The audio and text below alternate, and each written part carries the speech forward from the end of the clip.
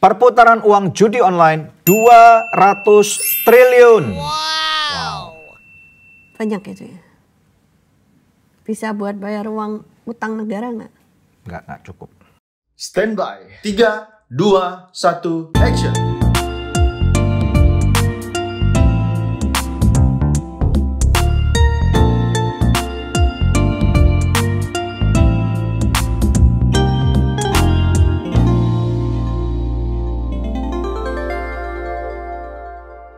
Love Revolution. Karena cinta perlu perjuangan dan tindakan nyata. Tindakan nyata itu berarti bukan dengan berjudi loh. Karena tindakan nyata itu yang pasti-pasti aja.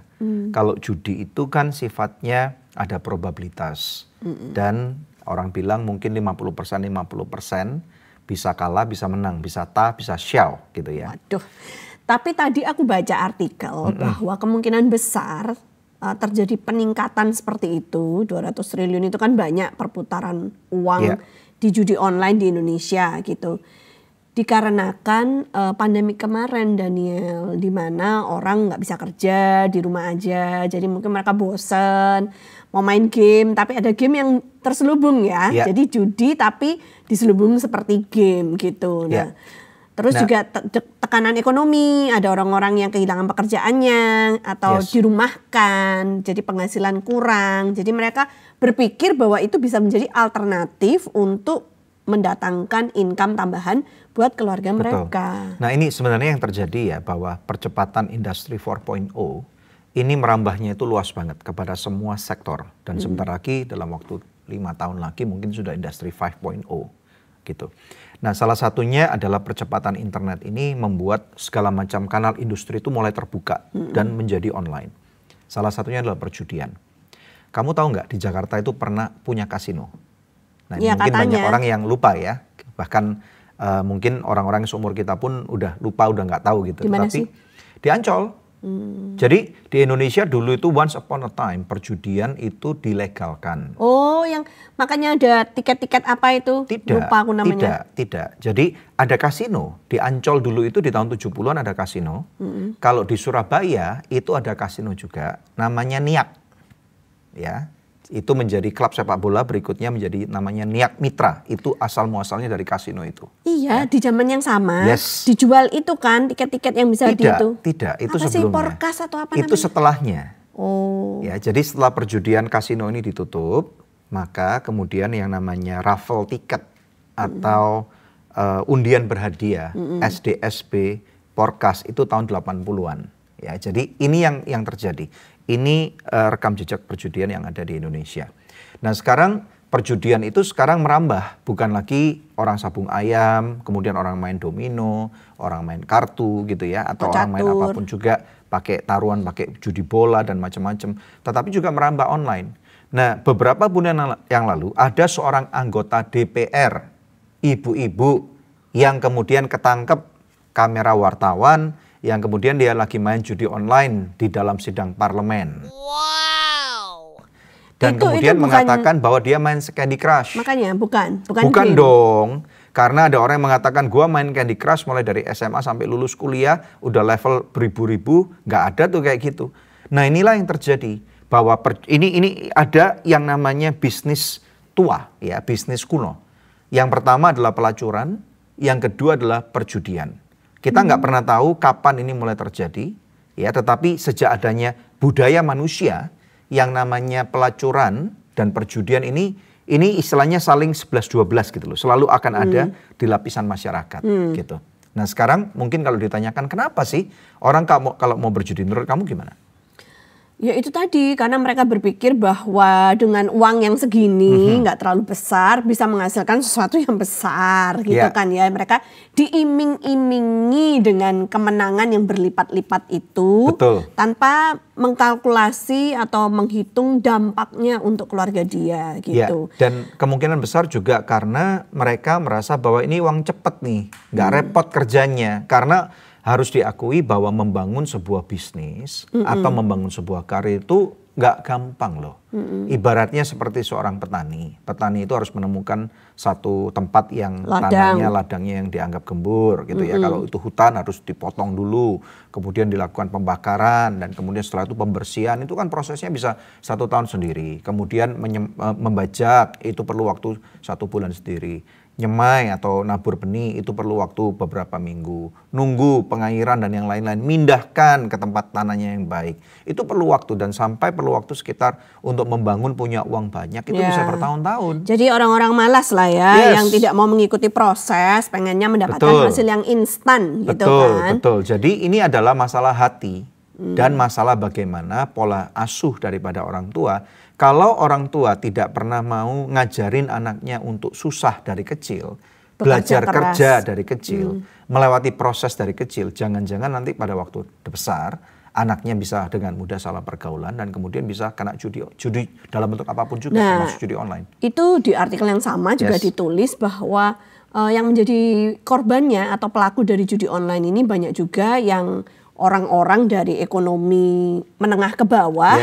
Dan tidak menutup kemungkinan banyak juga anak-anak yang ikut bermain di dalamnya. Karena bagaimana caranya, kan ini sesuatu yang illegal kan dan online. Jadi cuma ditanya, are you 18 or above? Yes, gitu doang ya kan. Umur 18 tahun ke atas, yes. Padahal masih 13 misalnya gitu.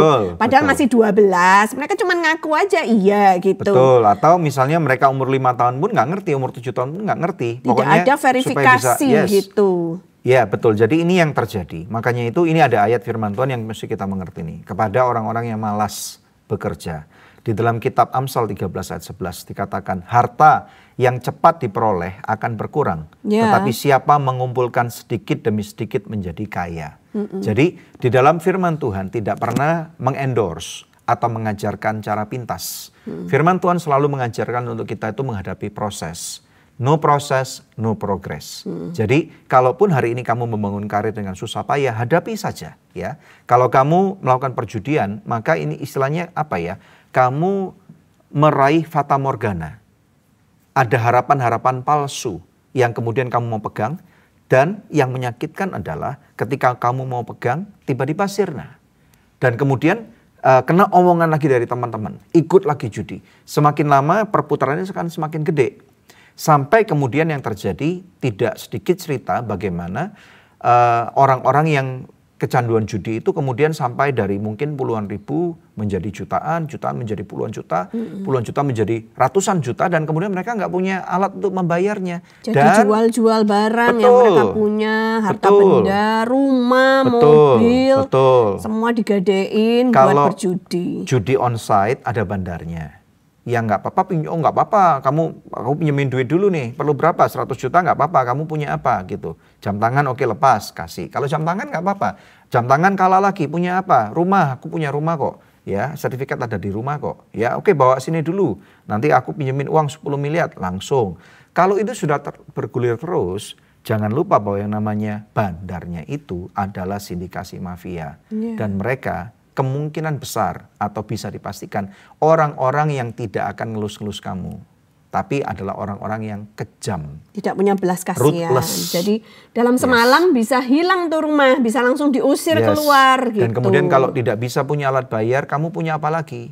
Oh, anaknya punya apa dijual. Lagi? Anakmu cantik loh, kasih ke aku gitu. Anaknya dijual, gitu ya. Harus ditidurin oleh bandar cukong narkobanya atau cukong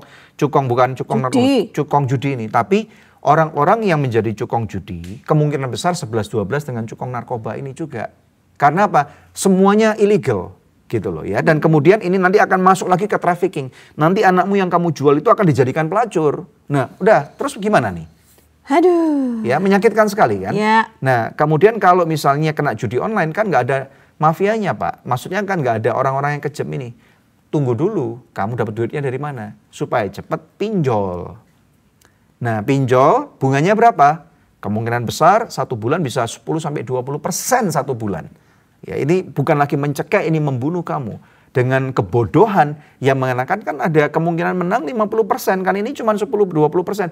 Ya bukan gitu Bambang cara mikirnya, tapi kamu harus pikir kalau kamu kalah gimana? Lagian algoritmanya sudah di-set kemungkinan besar menangnya itu cuma 10%, kalahnya 90%. Jadi bisa dipastikan kamu punya kepala pun pasti akan putus. Jadi jangan bodoh-bodoh percaya bahwa the next one ini pasti gua menang gitu. Karena sudah di-set algoritmanya kamu tidak mungkin menang. Kalaupun menang sekarang, nanti kalah lagi lebih besar kalahnya daripada menangnya. Karena apalagi online itu kan sudah diatur sama komputernya gitu ya. Jadi gimana Daniel? Tapi kenapa ya orang kok mau merasa bahwa ada lagi bisa nih, satu lagi. Nah, ternyata tadi aku baca-baca ada hormon dalam tubuh manusia yang dihasilkan secara berlebihan ketika orang itu menang judi. Namanya hormon dopamin. Itu yang membuat dia ketagihan. Memberikan itu yang akhirnya gitu. Membuat dia kecanduan. On top of the world. Yes, gitu. Merasa bahwa wah aku lagi perkasa nih, ya, lagi di atas bumi gitu, di atas dunia ini gitu. Nah, berasa kayak raja, kayak ratu kalau perempuan. Belum gitu kan. lagi kalau misalnya kita pernah ya lewat kasino ya. Di Singapura misalnya ya, di Malaysia, di Las Vegas, di Macau gitu ya, ada kasino-kasino besar. Dan biasanya di kompleks kasino ini akan ada toko-toko barang mewah. Oh iya, it's always glamorous jam tangan gitu mewah, kan. Ya. Tas mewah, Glamor mobil kehidupannya. mewah. Dan kemudian bahkan high rollers dikasih kamar hotel gratis, dijemput makan gratis, pakai mobil limusin, kemudian pesawat terbang gratis dan semuanya gratis. Nah ini yang membuat gaya hidup ini tadi itu, gaya hidup yang salah tadi itu. Dan sehingga akhirnya apa? Ada istilah dalam masyarakat bahwa uang panas ya cepat dapat, cepat habis. Hilangnya hilang. juga. Ya, jadi ini yang kita banget. mesti mengerti. Ya, karena gampang kan mendapatkannya. Ya. Jadi dia juga akan boros banget untuk menghabiskan. Dan di studi-studi tertentu juga sudah dibuktikan bahwa orang yang menang lotre, ya kan, nanti setelah berapa tahun kemudian end lebih miskin daripada sebelum menang lotre. Betul. Nah, itu bisa menjelaskan kenapa kok tidak langgeng uang yang dimenangkan itu. Betul. Makanya itu ini juga ada ayatnya juga di 1 Timotius pasal 6 ayat 10. Di sini firman Tuhan menuliskan gini. Karena akar segala kejahatan ialah cinta uang. Sebab oleh memburu uanglah beberapa orang telah menyimpang dari iman dan menyiksa dirinya dengan berbagai-bagai duka. Nah, di Love Revolution ini kita lagi ngomong panjang lebar tentang duit nih ya. Jadi kalau misalnya mau ngikutin nanti bisa klik di episode-episode sebelumnya, coba diikuti nih. Karena apa? Uang ini memang dominan, tidak bisa dipungkiri. Uang sangat penting di dalam kehidupan manusia. Kalau kita punya uang yang lebih banyak, akan lebih mempermudah kehidupan. Ini tidak bisa dipungkiri. Tetapi firman Tuhan mengatakan, akar segala kejahatan ialah apa tadi? Cinta uang. Uang. Karena sebab oleh memburu uanglah beberapa orang menyimpang dari iman dan menyiksa dirinya dengan berbagai-bagai duka. Ini menurut kamu maksudnya apa toh? Iya, jadi bukan uangnya, tapi kalau kita mencintai uang, ya itulah yang salah. Harusnya kita cinta sama Tuhan, bukan cinta uang. Sumber berkatnya kalau Tuhan nih. Kita cinta sama uang, akhirnya kita akan menghalalkan segala cara untuk bisa mendapatkan uang tersebut. Dan itu yang akhirnya membawa kita ke jalan-jalan yang gak benar, nyoba hal-hal yang gak benar, tersandung kanan kiri. Nah makanya penting banget ya untuk kita itu mensosialisasikan tentang dampak buruk dari bermain judi. Ya, orang yang sudah kecanduan judi itu nanti ujung-ujungnya mereka akan masuk ke semacam panti rehab gitu loh, dan masuk ke rumah orang untuk ODGJ, orang dengan gangguan jiwa. Oh, sampai kayak gitu. Aku juga baca. Wow. Ada, nanti bisa disertakan ya dari Mental Health Foundation, bagaimana ada satu panti ODGJ yang penuh dengan, di Bekasi, penuh dengan orang-orang yang kecanduan judi. Jadi akhirnya kayak tidak bisa menerima kenyataan kan ketika kalah itu gitu, dan itu menggoncangkan semua jiwa dia. Dan gitu. Konon katanya panti-panti ini juga sebentar lagi akan penuh. Tahu kan kenapa? Enggak. Karena sebentar lagi musim politik, setelah pemilu penuh biasanya. Karena kalah. banyak orang-orang yang juga berjudi nih. Ya, karena mereka berjudi pikir dengan masa depan. Dengan masa depan. Mereka pikir bahwa oh nggak apa-apa, pasti aku bisa menjadi menjadi caleg yang berhasil terpilih atau menjadi ini menjadi itu dan perlu modal yang puluhan miliar. Pinjam duitnya dari mana? Dari pinjol atau mungkin dari mana? Dari kredit bank. Ya, dan kemudian setelah kalah akhirnya banyak yang gila. Dan kemudian setelah menang banyak juga yang akhirnya terjerat kasus korupsi. Ini sama. Jadi bottom line-nya sama, cinta uang. Jadi makanya mari love revolutioner. Kita belajar dari awal, didiklah diri kita, disiplinkan diri kita untuk mengetahui bahwa Tuhan tidak menghendaki kita ini suffer. Ketika ada ayat yang mengatakan di Yohanes 10 ayat 10b, aku datang untuk memberikan kamu hidup dan hidup yang penuh dengan kelimpahan. Nah ayat 10a sebelumnya mengatakan iblis itu datang untuk mencuri, membunuh dan membinasakan. Aku datang untuk memberikan hidup dan hidup yang penuh dengan kelimpahan. Jadi ini ada dua kubu nih. Kalau kita ikut cara dunia, cara iblis, firman Tuhan mengatakan di dalam dunia ada dua jalan yang lebar dan sempit. Mana kau pilih yang lebar api, jiwamu mati. Tapi yang sempit Tuhan hidup berglori. Jadi yang lebar itu berarti yang mudah. Segala sesuatu yang ini ada kemudahan nih, ini ada kemudahan. Berhati-hati dengan kemudahan. Berhati-hati dengan jalan tol. Banyak kecelakaan terjadi ketika nyetir mobil di jalan tol. Indonesia sekarang banyak jalan tol kan. Kalau dulu kita misalnya pergi ke luar negeri nih, wah jalan tolnya bagus ya. Dan di sana kita melihat bahwa ternyata rentan sekali orang ngantuk kecelakaan. Sekarang mulai terjadi di Indonesia nih. Ada orang-orang yang ngantuk dengan kecepatan yang sangat tinggi, jalannya sangat mulus banget dan jalan di atas 150, tiba-tiba ketika kecelakaan selip kepental mobilnya, apalagi nggak pakai seatbelt, apalagi istilahnya mobilnya hancur, matilah. Jadi dengan hal yang sama, berhati-hati dengan yang namanya kemudahan. Ya, yang lebar itu api, tetapi yang sempit, yang Tuhan ngomong hati-hati nggak boleh, ini hati-hati nggak boleh, berproses kerja dari awal. Nah makanya ketika kita ngomong di dalam konteks keluarga, kita harus mengajarin atau jangan sampai berikan terlalu banyak fasilitas kepada anak-anak kita. Karena kalau hidup mereka terlalu semuanya boleh, semuanya gampang. Nanti ketika mereka dewasa ini akan mempersulit kehidupan mereka karena apa? Mereka tidak terbiasa untuk melalui proses kehidupan yang tidak mudah. Sebagai orang tua kita harus mengawasi kehidupan online anak-anak kita. Setuju sekali. Kalau mereka lagi main game, kita harus tahu game apa yang mereka mainkan. Karena ternyata di dalam permainan game online itu, apalagi kalau yang tidak berbayar, mereka diharuskan untuk melihat iklan. Dan tidak sedikit iklan-iklan itu yang memampangkan hal-hal yang tidak senonoh, hal-hal yang belum waktunya buat anak-anak kita ya. Iklan pinjaman online itu banyak seliweran, lalu iklan yang menuju kepada game, ya itu tadi ya, berbalut game padahal sebenarnya itu adalah judi online gitu. Jadi orang tua harus mau tahu tentang kehidupan anak-anaknya, baik yang kasat mata kelihatan on-site maupun yang online, supaya anak kita ini gak gampang-gampang menjadi korban, mangsa empuk dari predator-predator manapun juga.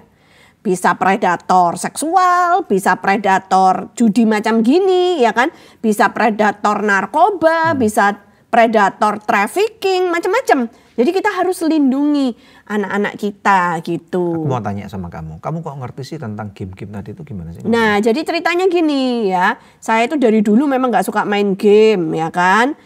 Karena pernah melihat contoh-contoh yang tidak baik dari ya keluarga asal saya gitu kan, dimana kecanduan game sampai tidak bekerja, tidak menafkahi dirinya sendiri, tidak menafkahi keluarganya. Jadi saya akhirnya memutuskan tidak mau main game. Tapi ada beberapa saat dalam hidup saya akhir-akhir ini itu yang mana saya nyoba main game gitu, supaya nggak bosen, supaya ngerti gitu kan, main game mulai dari berkebun secara online, interior design. Interior design yang mana itu dulu sekolah saya, makeover fashion gitu kan ya. Sampai kemudian? Sampai akhirnya PUBG juga? Enggak sampai yang kayak gitu-gitu. Online sama anak-anak ini? Enggak, saya sukanya yang intelektual gitu ya, matematika lah, yang apa, nggak ngerti lah. Berarti kalau itu nggak intelektual? Nggak tahu, aku nggak pernah main. Ya, saya sukanya yang lebih kayak strategi-strategi gitu ya, yang menggabungkan apa warna-warna gitu ya. Nah anyway dari situlah saya jadinya tahu, karena kan aku janji sama kamu kalau main game nggak boleh yang bayar. Ya so aku nurut ya kan. Jadi akhirnya aku harus lihat iklan-iklan itu. Jadi akhirnya aku tahu, gila ya ini kalau orang dibombardir terus. Pinjaman online, ada macam-macam namanya gitu kan ya. Bawa sini HP kamu tahu nggak? Loh kamu punya saldo segini yang nggak pernah kamu pakai gitu kan. Katanya DP-nya nggak ada 0%, terus habis itu apalagi bunganya sangat terjangkau. Katanya sih cuma 0,4% dan per hari. Oh itu per hari.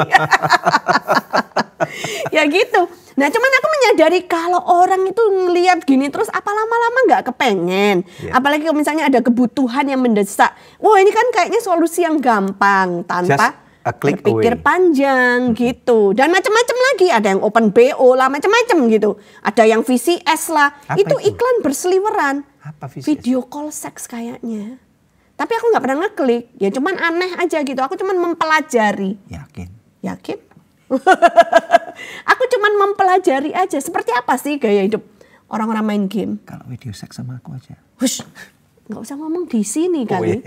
Nah terus habis itu sampai satu titik kamu kan udah mulai ngomel juga. Padahal aku melakukan main gameku itu dengan bertanggung jawab. Takut dan gentar? Enggak, dengan bertanggung jawab. Kalau pagi aku tetap menyediakan makanan, siang tetap ada makan siang, malam tetap ada makan malam.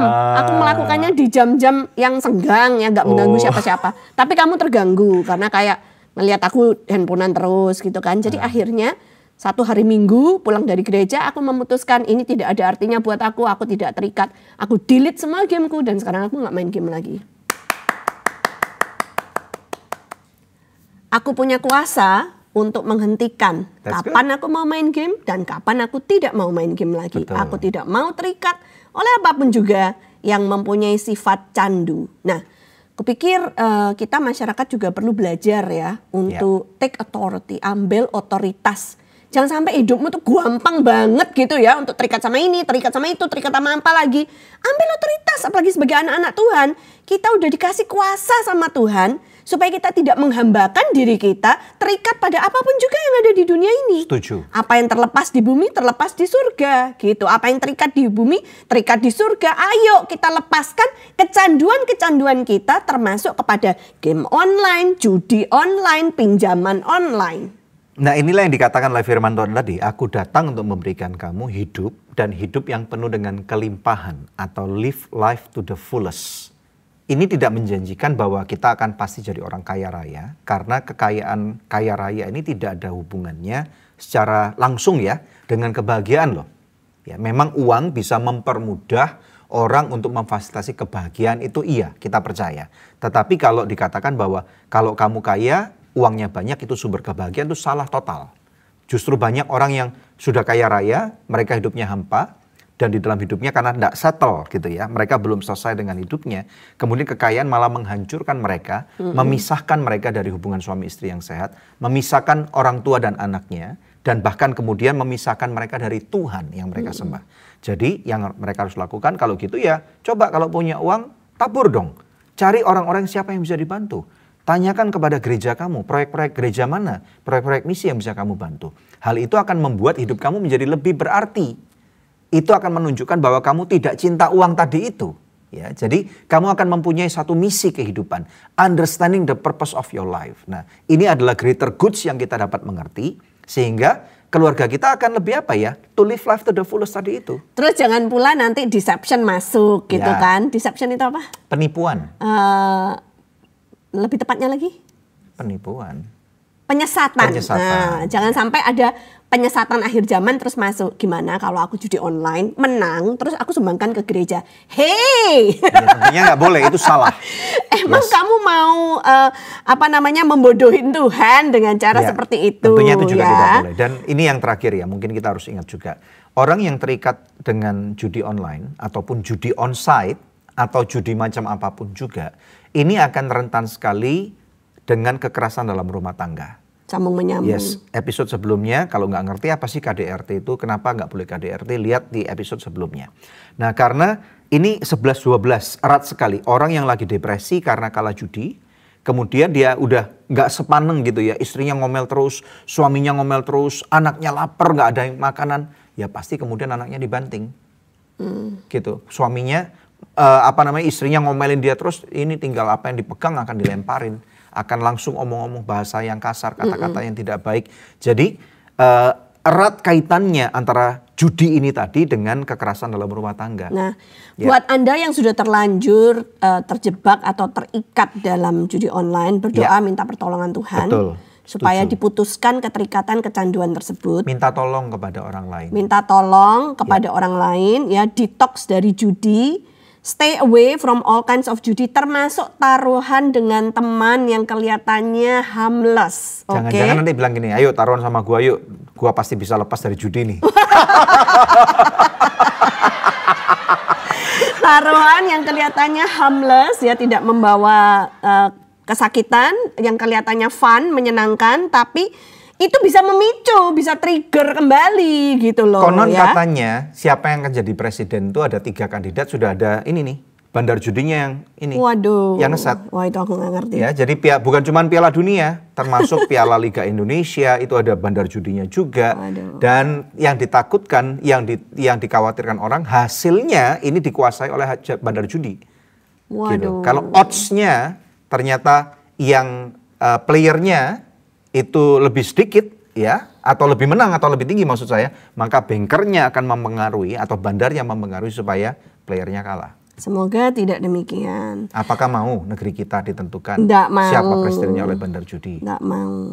Okay. Kemudian kalau sudah, ya, buat orang yang sudah terlanjur terikat atau kecanduan judi online, masuk rehab. Kalau ada, nggak tahu aku di Indonesia ada apa nggak, tapi kalau di negara-negara tetangga ada ya, karena kan memang judi itu legal di negara tetangga, tapi di Indonesia nggak legal. Jadi makanya mereka menyediakan rehab-rehab, di Indonesia nggak ada gitu, setauku. Lalu kalau udah detox, udah bisa hidup normal, bangun ulang kehidupanmu. Mau belajar sampai kapan? Dengan baik. Yes. Mau sampai kapan hidup seperti itu? Kadang naik, kadang turun, kayak main roller coaster gitu. Tidak ada steadiness, tidak ada kestabilan di dalam finansial keluargamu, ya kan? Mau jadi istri, mau jadi anak juga deg-degan terus gitu ya. Tiba-tiba ada uang sekolah, tiba-tiba enggak ada uang sekolah gitu ya kan? Yeah. Tiba-tiba punya rumah, besok enggak punya rumah. Enggak bisa keluarga dibangun atas dasar yang tidak stabil seperti itu. Ini mungkin sebagai hal yang perlu dimengerti juga. Kalau ada teman yang mantan penjudi dan dia perlu untuk memulai hidup yang baru, kita perlu membantu. Kita perlu menaruh bahwa ada harapan dalam kehidupan mereka. Firman Tuhan tadi juga mengatakan ini perlu banget untuk kita kutip juga di sini. Ini ayat juga yang perlu kita kutip untuk orang-orang yang mau keluar dari penjudian. Amsal 23 ayat 18. Karena masa depan sungguh ada dan harapanmu tidak akan hilang.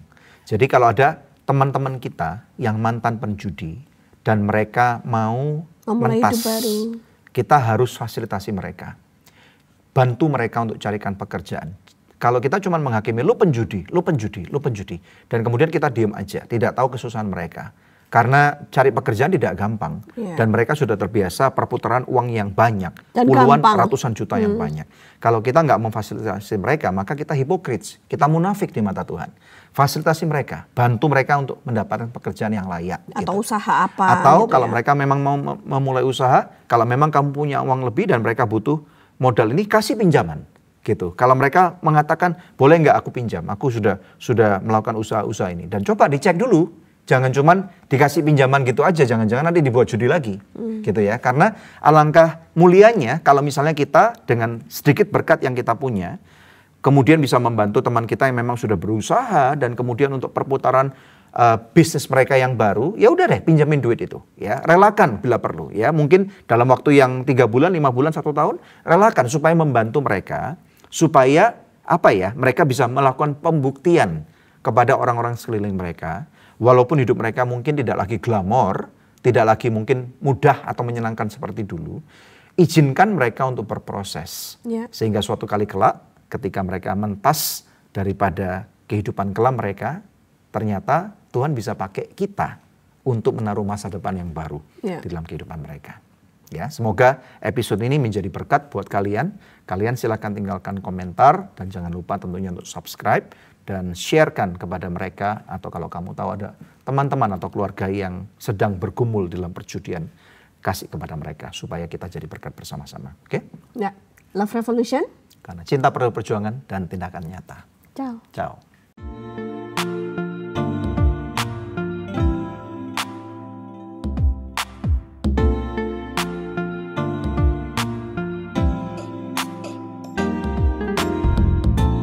Terima kasih sudah tune in di podcast Love Revolution. Kalau kamu ngerasa feel-nya dapet banget nih sama konten ini, langsung aja bisa share di sosmed kamu. Dan jangan lupa untuk tag dan juga follow Instagram Daniel Hendrata dan juga Debbie Katarina.